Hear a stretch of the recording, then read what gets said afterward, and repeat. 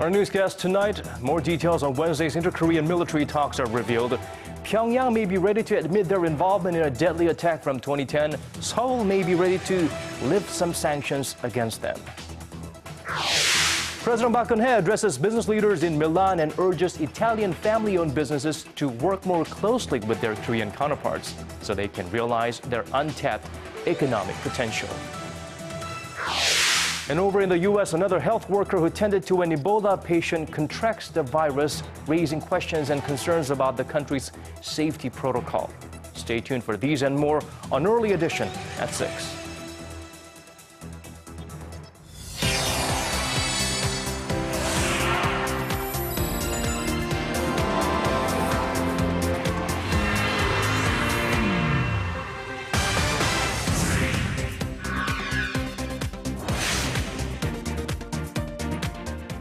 It's 6 p.m. on Thursday, October 16th here in Korea. Live from Seoul, I'm Daniel Choy. And I'm Laah Hyun-kyung. Thanks for joining us on Early Edition at 6. We start with Wednesday's surprise meeting between high-level military officials from the two Koreas. The South Korean government says they discussed how to ease cross-border tensions, especially in the West Sea. But experts speculate they discussed a bit more than that. Our Hwang Sung-hee starts us off.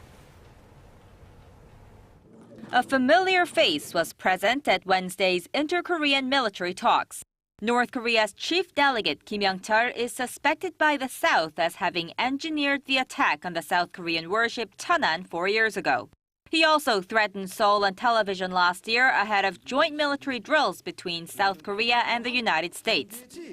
We will counter with our diverse, miniaturized nuclear weapons. With the press of a button, everything will turn into a sea of fire. Experts say North Korea may be seeking to discuss the sinking of the warship and the South Korean sanctions that followed at the upcoming high-level talks slated for late October or early November.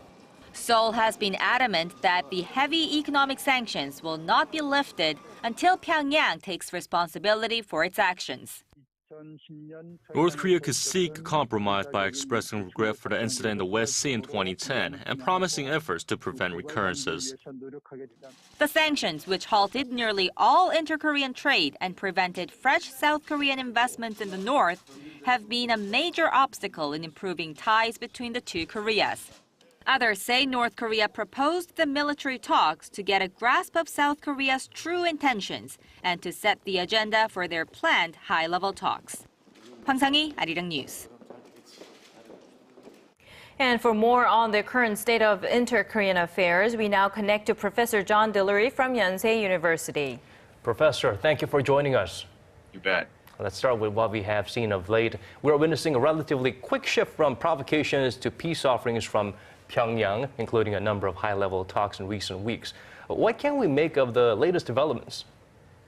Well, you know, it's never going to be smooth sailing between the two Koreas. It's always choppy waters. The significant news is the visit of senior leaders from Pyongyang. It's hard to believe that was all arranged at last-minute notice, as the official story goes. But whenever they arranged it, it's quite a breakthrough. You know, President Park talks about trust politique, and it requires a lot of trust just to pull off a visit like that. So it's the beginning of something. It doesn't guarantee success, but that was really the most significant development. Now, right after that, we saw firing on the NLL, and we saw firing on the DMZ. And of course, those of us here in Korea know these are chronic issues. This is part of the security fault line along the 38th parallel. So I think, you know, the North was sending a message of, hey, we want a breakthrough, but it doesn't mean we're going to give in on these issues. We still want resolution. And the South came back and said, well, we want a breakthrough too, but we're going to continue to shoot back at you if you shoot at us. So I think that's, you know, that's where we are. But I'm still seeing momentum in the dialogue process. We have to see where it goes. Mm-hmm. So let's go back to the the meeting that took place yesterday during closed-door talks between high-level military officials. The sinking of the South Korean warship Cheonan in 2010 is believed to have been discussed. Do you think Pyongyang is ready to take responsibility, perhaps in return for lifting economic sanctions on Pyongyang? Well, it would be shocking if North Korea took responsibility. They've consistently denied that they had any part in the sinking of the Cheonan. So that would be a pretty massive reversal on their part and rather unprecedented. There may be other ways, short of taking responsibility, where the diplomats, seasoned Korean diplomats on the two sides, can find some way of finessing the issue, where something approaching a statement of regret comes from the North Korean side, and then those in the South who want to pursue cooperation, who want to lift the May 24th sanctions, would have to sell that domestically. All right, Professor, rumors ran rampant during Kim Jong-un's absence amid all the speculations and rumors about his health and a possible coup even. Is there anything we can point to as being probable or even possible? Well, I think the biggest lesson of the last 40 days, I think it's really about us in a certain way more than about him. I think it should be a moment where we take a deep breath and reflect, and actually, on how we really obsess in certain ways about Kim Jong-un and the North Korean leadership. And, this is actually interesting problem. I felt here in Korea, people were less consumed by the Where's Kim Jong-un watch than bloggers all around the world. But really, I think the main takeaway is we need to be a bit more patient about how we look at North Korea. We need to wait and let the dust settle a little bit and try and deduce what's going on out of facts, rather than engage in conspiracy theorizing, which went to an extreme over the last month. Nonetheless, though, what effect do you think Kim's absence and the rumors surrounding him will have on his grip on power in the regime? I don't think it will have much. I mean, some of the North Korean propagandists, probably by the end there, were smiling with glee, knowing that he was fine, knowing he's still in control, because they sort of watched the world and the conspiracy theorists come up with these ideas that he's dead or been overthrown, and then they can suddenly put him on the front page of Norong Shinmun, the newspaper, and say, no, he's as strong as ever.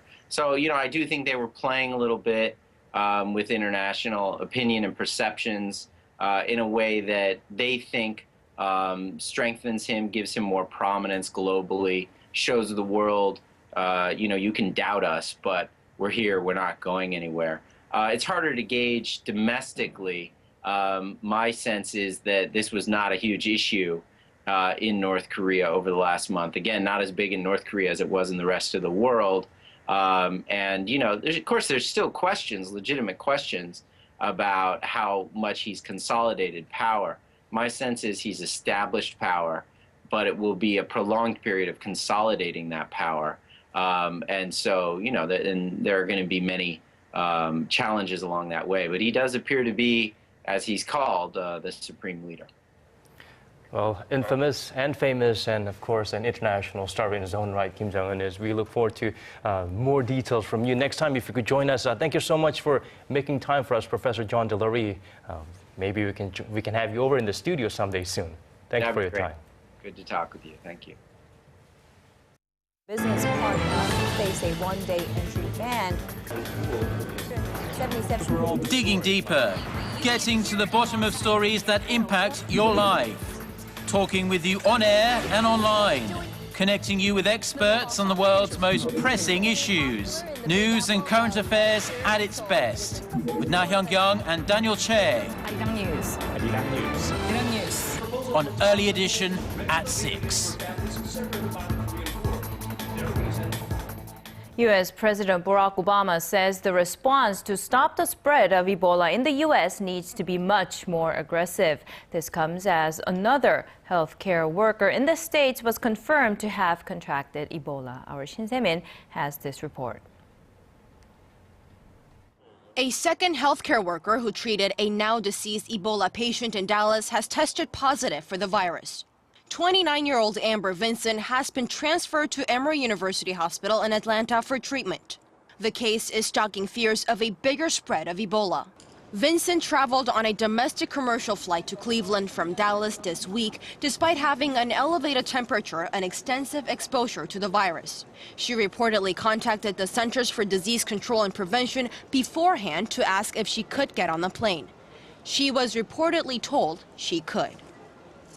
U.S. President Barack Obama has canceled campaign events over the recent cases.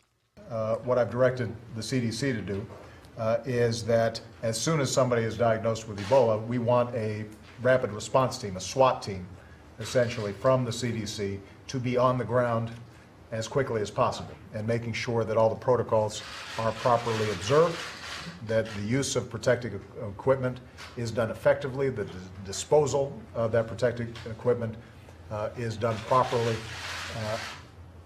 In a scramble to prevent the spread, the first human trial of a Canadian-made Ebola vaccine began on Monday in Maryland. But there's no timetable for when the vaccine may be ready for actual victims.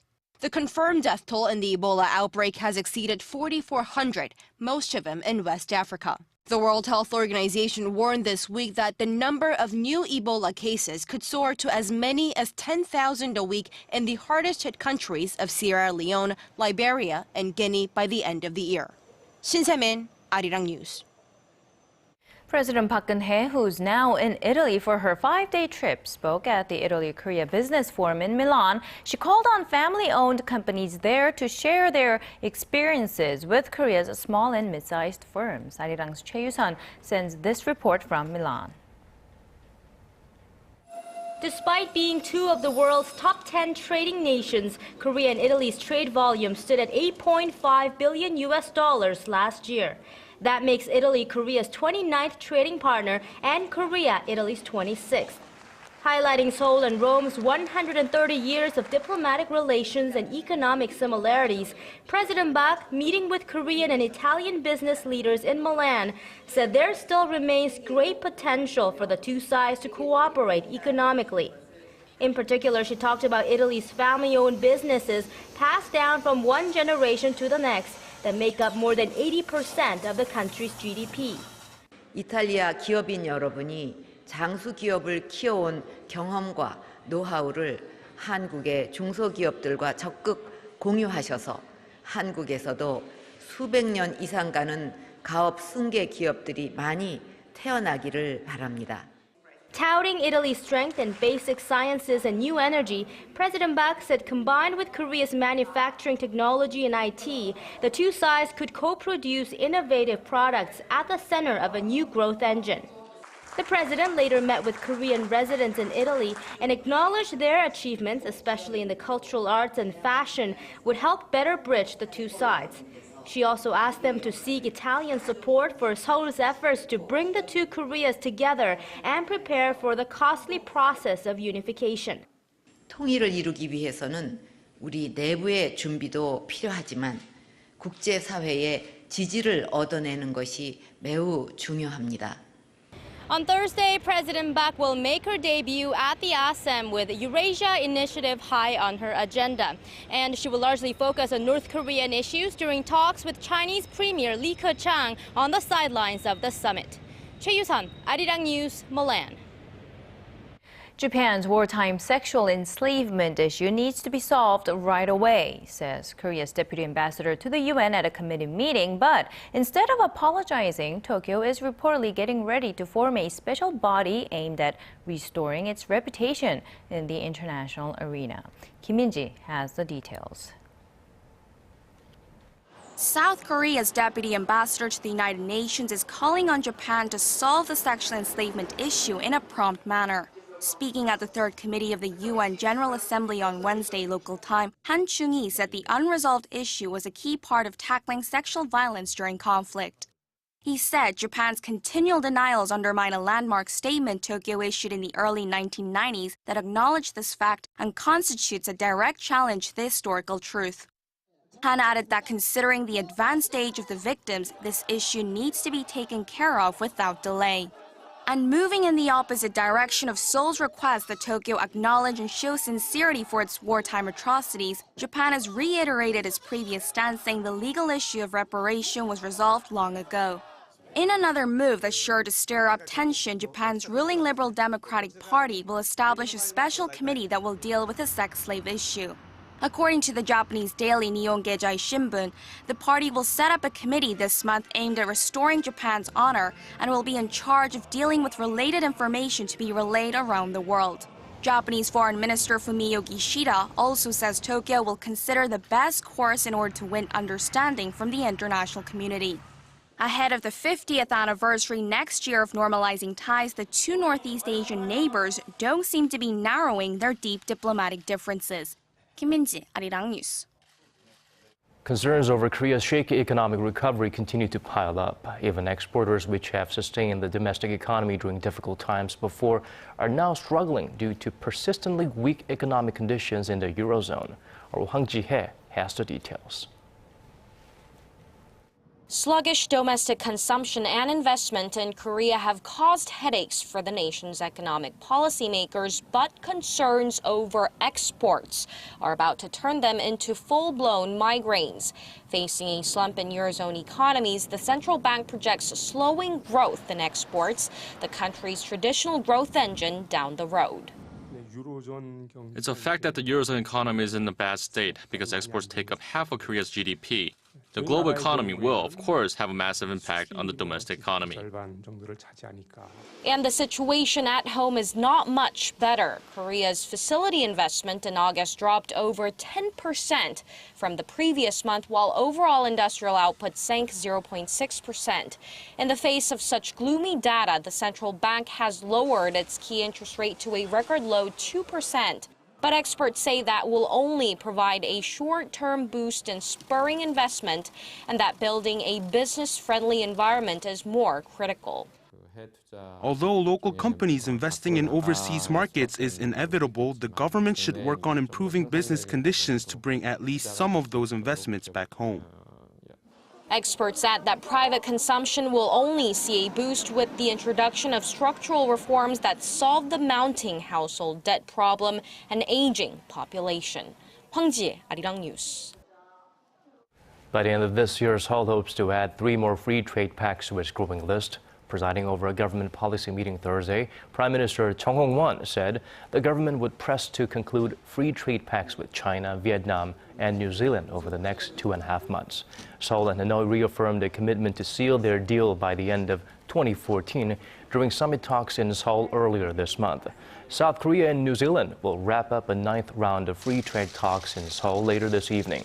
Also, Korea is inching closer to an agreement with Beijing, although differences remain over the terms for industrial goods and agricultural products. Kia Motors says Pope Francis's decision to use Kia's compact car Seoul as the Pope Mobile back in August when he visited Korea triggered a sudden rush of interest in that model. According to Kia, sales of Seoul in Europe topped 1,600 in September. That's up almost 120% from the previous month. And in Italy, sales of that compact vehicle jumped 150% last month. Since being rolled out 6 years ago, global sales of Kia's Seoul are expected to surpass 1 million this month. A joint emergency response exercise takes place annually on Seoul's Hangang River, but more emphasis was put on this year's as it comes exactly 6 months after some 300 people died in the Seoul ferry sinking. Helicopters, boats, fire trucks and rescue divers were dispatched to the scene of a staged collision of 2 ferries on this Thursday.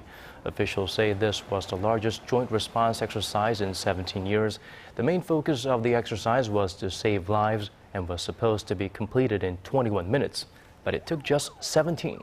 Around 1,000 people from 33 different organizations participated in the 1-hour drill. Private boat companies were included for the first time as well. The world's largest telecommunications conference, the ITU meeting, is set to kick off in Korea's southeastern port city of Busan, and that will be next Monday. And eyeing to seize the chance to show off their latest gadgets and technologies to the rest of the world are Korean IT firms. Our Song Ji-sun has this report. During the 3-week ITU Plenipotentiary Conference, a handful of related conventions will be held at the Busan Exhibition and Convention Center, ranging in topic from health ICT to big data. They will all provide a glimpse into the future. The fifth-generation mobile network will be at the heart of all the state-of-the-art telecom technologies to be exhibited during the ITU conference period. The mobile technology enables users to download a high-definition movie in just 1 second. Samsung Electronics on Wednesday succeeded in establishing a data transfer environment of 1.2 gigabytes per second inside an automobile running at 100 kilometers per hour. Korea's 3 major mobile carriers, SK Telecom, KT and LG U+, will unveil their latest technologies at the World IT Show, kicking off with the ITU conference. SK Telecom aims to become the world's leading provider of 5G technology, which is often referred to as being beyond 2020 mobile communications technologies. For the exhibition, SKT will be transferring its mobile team to the port city, which will allow people to experience a smart home environment connected through the Internet of Things. KT will set up a ubiquitous zone to display its smart energy, healthcare, and integrated security systems. On the sidelines of the main conference, the CEOs of Korea's leading ICT companies will also share their insights and unveil their visions for the future. The speakers will include the chiefs of internet portals Naver and Tom Kakao, and KT President Hwang Sung-hee will give a keynote speech on the creative economy and Gigatopia on the 27th of October at the Global ICT Premier Forum. 송지선, Arirang News.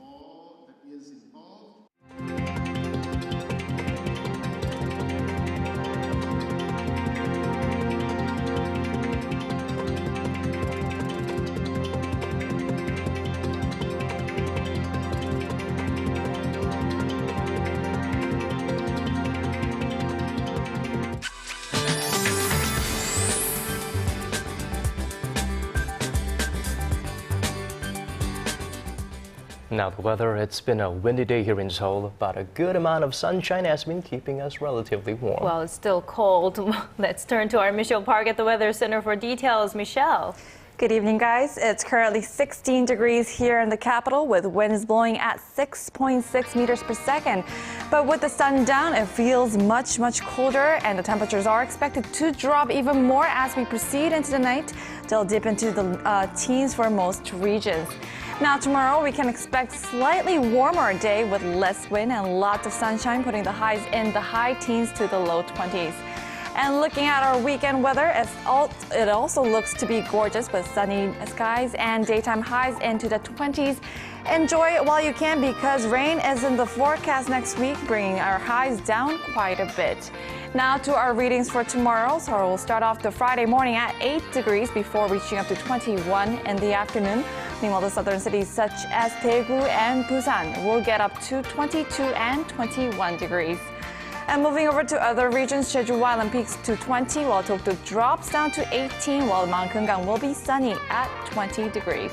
Well, that's all for Korea. Now here's a look at the weather conditions around the world.